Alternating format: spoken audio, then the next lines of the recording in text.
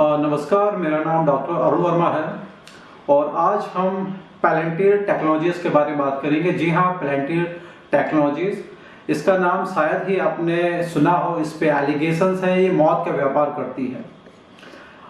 ये मैं इसलिए आपको बोल रहा हूँ कि ये जो कंपनी है पैलेंटियर टेक्नोलॉजी, इसके जो क्लाइंट्स हैं वो गवर्नमेंट हैं और सीक्रेट एजेंसीज हैं like CIA, FBI, NSA and Israel etcetera 50 से अधिक देशों में ये अपने सॉफ्टवेयर और अपनी AI टेक्नोलॉजी की सर्विसेज देती है। ये इसका जो बिजनेस है वो $400 बिलियन के ऊपर है, तो आप अंदाजा लगा सकते हैं कितनी बड़ी कंपनी है। ये जो CIA है, FBI है, NSA के जो डेटाबेस है उसको इंटीग्रेट करके रियल टाइम में ट्रैकिंग का काम करती है, टारगेट फिक्स करने का काम करती है। ये डिफेंस फोर्सेस को हेल्प करती है डिसीजन लेने में और लॉजिस्टिक सप्लाई में मदद करती है और इमिग्रेशन से रिलेटेड मैटर्स पे इलीगल जो माइग्रेंट्स हैं उनको पकड़ने में मदद करती है। ये वही कंपनी है जिसने ओसामा बिन लादेन को पकड़ने में USA की मदद करी है।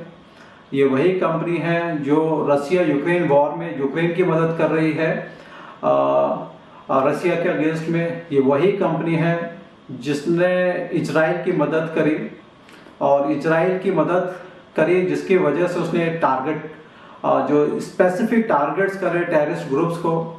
और उस पर ये एलिगेशंस है कि ये जो कंपनी क्लेम करती है कि इसका एल्गोरिदम काफ़ी अच्छा है और ये रियल टाइम चीज़ों को ट्रैक करती है और जिससे मिनिमम कैजुअलिटी होती है, पर हकीकत तो ये है कि इजराइल ने इस कंपनी का इस्तेमाल करके ऐसे कई जगहों पे अटैक करा जहाँ पे सिविलियंस की मौत हुई।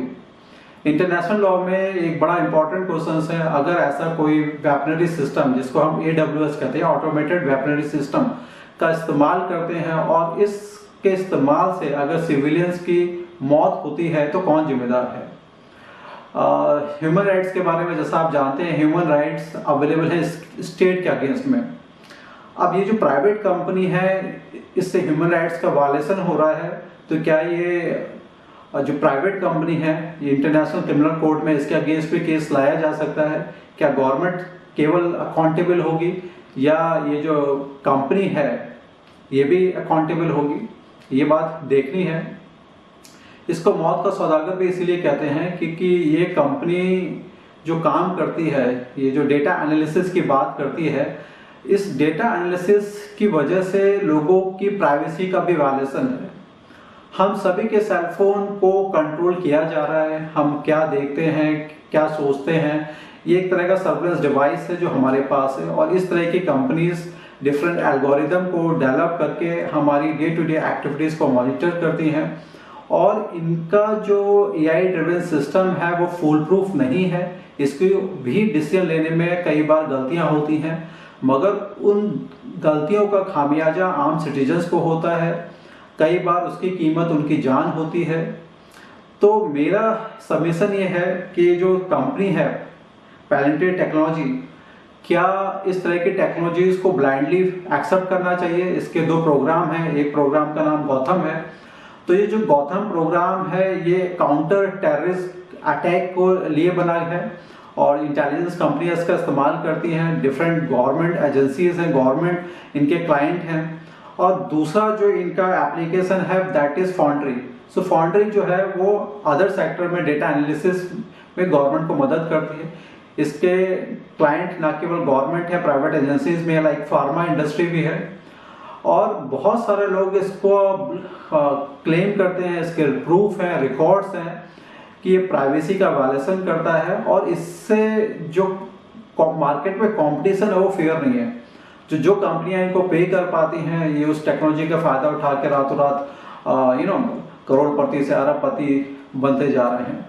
और जो लीस्ट डेवलपिंग कंट्रीज हैं और जो डेवलपिंग कंट्रीज हैं वो इंटरनेशनल फोरम पे उनके साथ इक्वालिटी नहीं है क्योंकि वो इस तरह की जो कंपनीज हैं उसकी सर्विसेज के लिए पे नहीं कर सकते।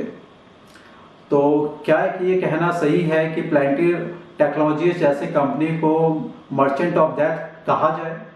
और ग्लोबल लेवल पे इनके अगेंस्ट इंक्वायरी होनी चाहिए। और अगर ये पाया जाता है कि इस तरह की कंपनीज जहाँ पे AI ड्रिवन टेक्नोलॉजी है, ऑगमेंटेड रियलिटी है, डेटा एनालिसिस है, और अगर उसमें गलतियाँ हैं तो इनके ऊपर क्रिमिनल केसेस चलने चाहिए, क्योंकि इनकी वजह से हजारों बेगुनाह लोगों की जान गई है।